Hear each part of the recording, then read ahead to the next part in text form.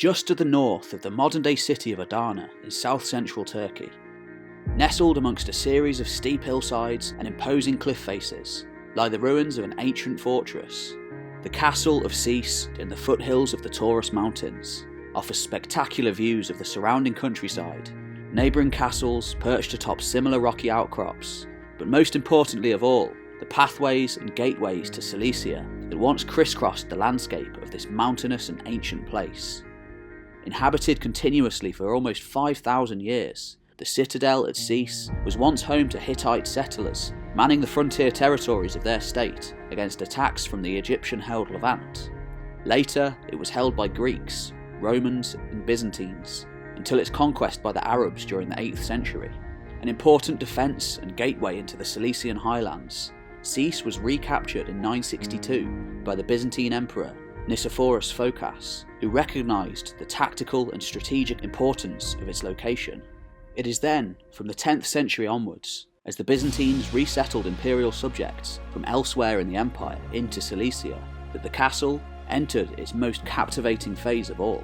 From the early 12th century until it was finally destroyed by the Mamluks in 1375, Sis was the capital and focal point of an independent Christian nation that once clung on to existence in the Taurus Mountains and the adjacent Cilician plain.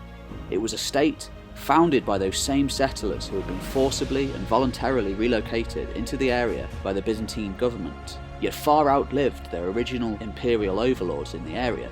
We know it today as the Armenian Kingdom of Cilicia, though in its heyday, its rulers were simply known as the Lords of the Mountains.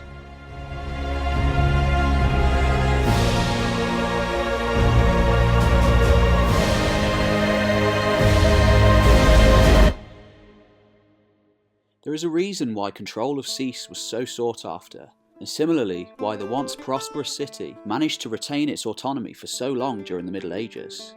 The castle at Sis is one of the largest and most impressive fortified sites in the entire world. If laid down in a straight line from end to end, its outer walls would span a distance of close to 3 kilometres. Yet it is so much more than simple walls. Towers, fortifications, cisterns, and even residential buildings were expertly crafted into the natural limestone of the outcrop itself, providing an exceptionally strong and natural defence against any attack. Just in case these naturally imposing fortifications weren't enough, the vast majority of modifications were built with well-cut rusticated ashlar, an expertly maintained type of masonry typical of Armenian fortifications, and an art which these settlers brought with them from their original ancient homeland on the Armenian Plateau. It was one of those exiles, forced out of his original homeland in the mid-11th century, by a combination of Machiavellian Byzantine schemes and Turkic invasions, who, in 1080, officially founded the independent nation of Armenian Cilicia as a final refuge for his people. Possibly a distant relative of the royal family of the now defunct Armenian kingdom, which had once thrived to the northeast before it was stamped out of existence by the Byzantines in the 1040s.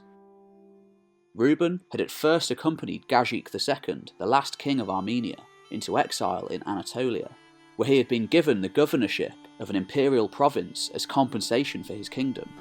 It was there, in the eastern Anatolian province of Lycandas, just over the border from the ancient Armenian homeland, which up until that point had been continually inhabited by Armenians for thousands of years, in an unbroken line of succession since the Iron Age, that Gazik and the last remnants of his court, who had followed him into exile, were forced to live amongst the very same people who had annexed their kingdom in the 1040s.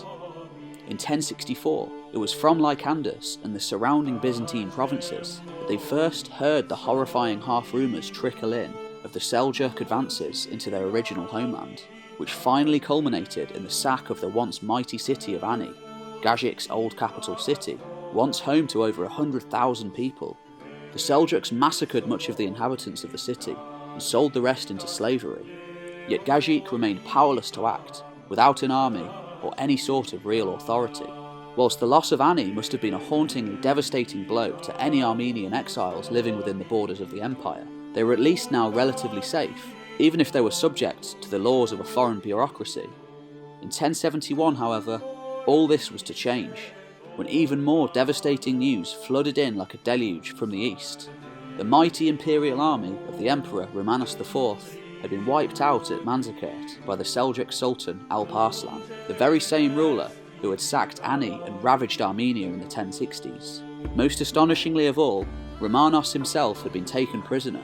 This was the first time in history that a Byzantine emperor had ever been taken captive by a Muslim enemy. Now, as usurpers, regional strongmen, and ambitious generals throughout the empire almost immediately began vying for the throne, or simply a small corner of land to govern for their own, the very real possibility emerged that Alp Arslan, or at least his people, would pour onto the Anatolian plains to ravage the rest of the empire. Even inside the imperial state that had once swallowed up their kingdom and stamped out their independence, Armenians were no longer safe. Armenians had been emigrating into the southern Anatolian province of Cilicia from the Armenian Plateau for centuries by the 11th century, ever since the time of the Byzantine Emperor Maurice 5 centuries earlier, even before the birth of Islam. They had long served in the imperial armies as regional bureaucrats and even sat on the imperial throne on a number of occasions. In recent years, however, following the decline and annexation of the once mighty Bagratid kingdom, which prospered from the 9th century onwards, these emigrations were more akin to forced relocations, or even outright escape from the warlike peoples heading into the Armenian Plateau from the east. By 1071, the Armenian population in Cilicia and the surrounding provinces was so large that one of Romanos' former generals, Philoratos Brachamios, an Armenian by birth, succeeded in establishing himself as the ruler of a largely autonomous state. Though at first he may well have broken away from Constantinople, more out of a dislike for the Dukas family, who had deposed Romanos after his return from captivity.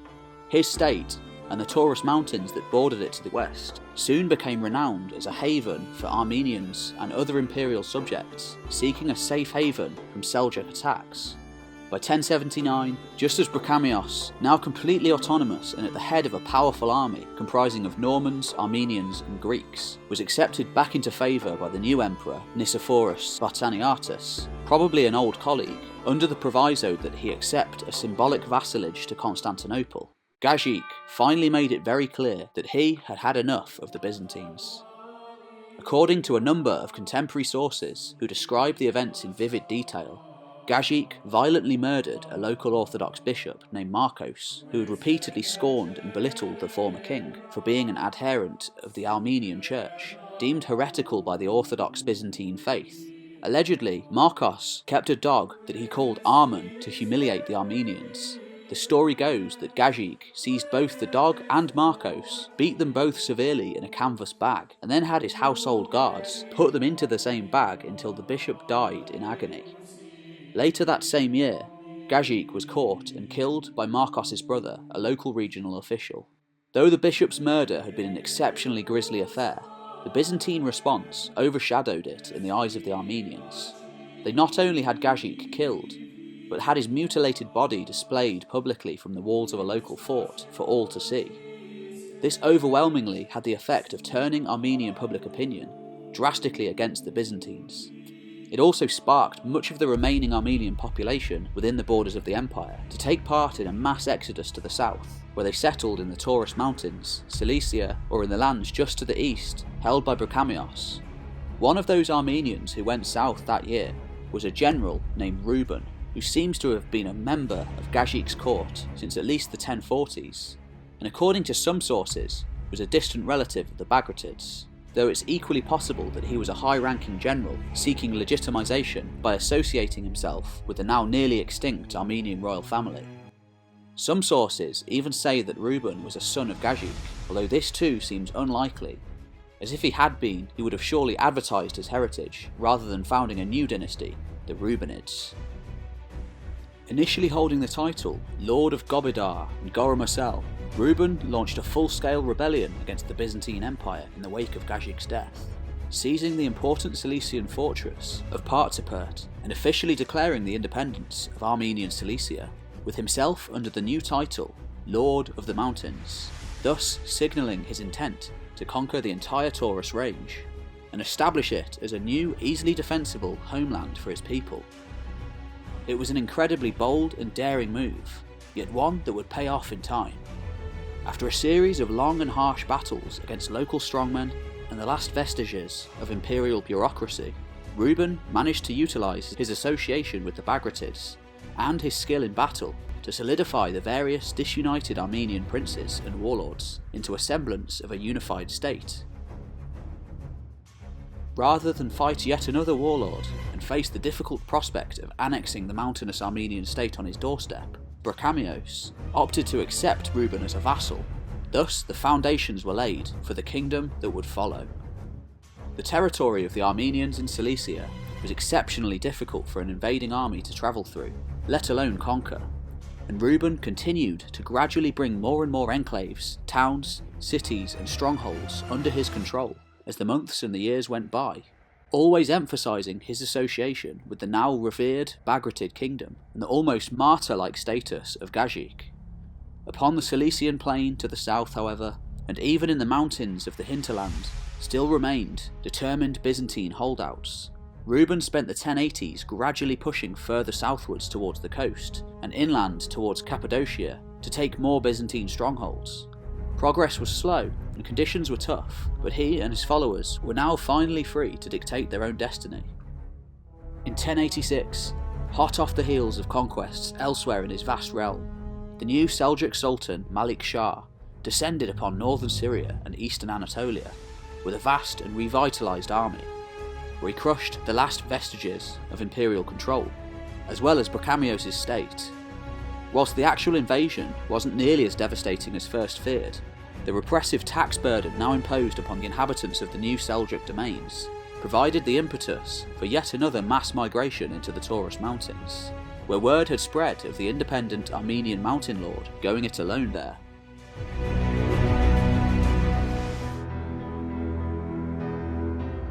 By 1090, Reuben was an old man. Though his exact date of birth is unknown, he was likely around 70 years old by this time, maybe even older. In 1090, he handed over much of the command of his fledgling realm to his son Constantine, who in the same year proved his worth by conquering the strategically important castle of Vakar. By the time of Reuben's death in 1095, he had succeeded in establishing a strong independent polity and successor state to the medieval Armenian kingdom. His son and heir Constantine provided safe passage and support to the warriors of the First Crusade as they passed through Cilicia in the late 1090s, even providing much needed provisions during the siege of Antioch, which had been seized from his father's ally, Philoratos Brachamios, a decade earlier, and would now become the centre of a new ally, the Principality of Antioch. Though the two realms would often come to odds against each other over the next 200 years, as would the other Crusader states, they would also come together numerous times to wage war against their mutual enemies, and to marry their noble families together. It was Constantine's son, Thoros, Lord of the Mountains, who finally succeeded in conquering the fortress of Sis in the early 1100s, which he then established as the new capital of the realm. He also finally avenged the killing of Gazik by finding and killing his assassins some 30 years after his death. Thus began the golden age of Armenian Cilicia, which would only continue to grow over the next century until it was finally declared a kingdom in 1199, during which time it had become one of the most important players of the region. Though not much remains of Little Armenia today, the scattered remnants of long-abandoned castles remain as a testament to the determination of this small yet courageous kingdom to not only survive as the last independent enclave of Armenian and Christian culture in the Middle East, but to thrive as the last vestige of an ancient nation.